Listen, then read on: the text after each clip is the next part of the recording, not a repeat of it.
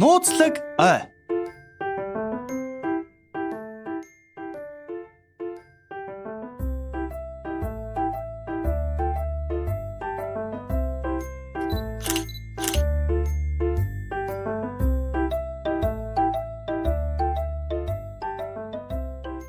За болчихлоо.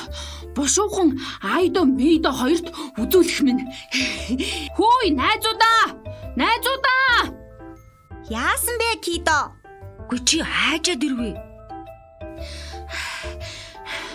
Би арай очичхоод ирлээ. Яах гэж? Би өглөө босоод гадаа гарсан юм аа. Тэгсэн чинь хөлгийн эргэн тойронд нэг амтны мөр байсан. Тэгээд ямар амтын болоо гэж бодоод тэр мөрийг дагаж явсаар хагаад арай очихсон.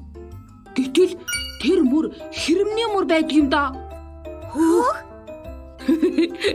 Тэгээд л би хэрэм юу идэж, юу хийдгийг мэдхийн тулд тэрнийг сэмхэн гитэж ажигласан.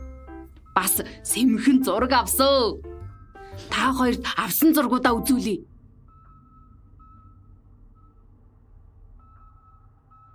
За байж гараа. Би дарааллаар нь тавиадах юм. Ингээд. Заавал ингээд. За болчихлоо.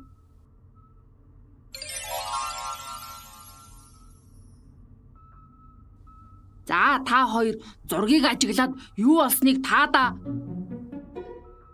Эхлээд хэрэм мод руу авираад самар авсан байна.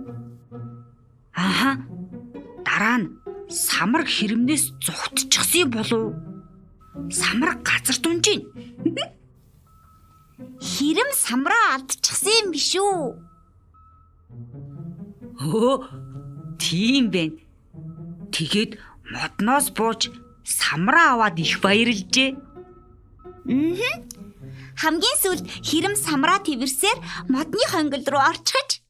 Хөөх, та хоёр зургийг сайн ойлгож байна шүү.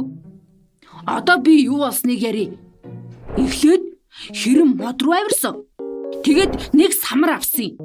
Даанч тэр самраа сайн барилгүй доош нь унгаачихсан. Дараа нь доош хурдхан бууж самраа аваад ихэд баярлсан. Эцэст нь самраа дэвэрсээр үүрлэгөө орсон юм да. Хэрэм өвлийг үүрэндээ унтаж өнгөрүүлдэг болохоор өвлөөс өмнө хоол хүнсээ ингэж нөөцөлдөг юм байна лээ. Чи сонирхолтой зураг авчээ. Тэгвэл модны хонгол хэрэмний үүр байх нь. Яг зөв. Мод бол амьтдын гэр, үүр нь болдог газар. Зарим амьтан модон дээр үүрээ засаж амьдардаг бол зарим нь модны хонгол бас үндэс засан үүрээ болгодог. Бүр зарим нь газар доогуур нүгсэн амьдардаг гэд боддоо. Өөх. Чи энэ бүхнийг яаж мэдэвэ? Яг уу өнөөдөр айд явж байхдаа л мэдчихлээ.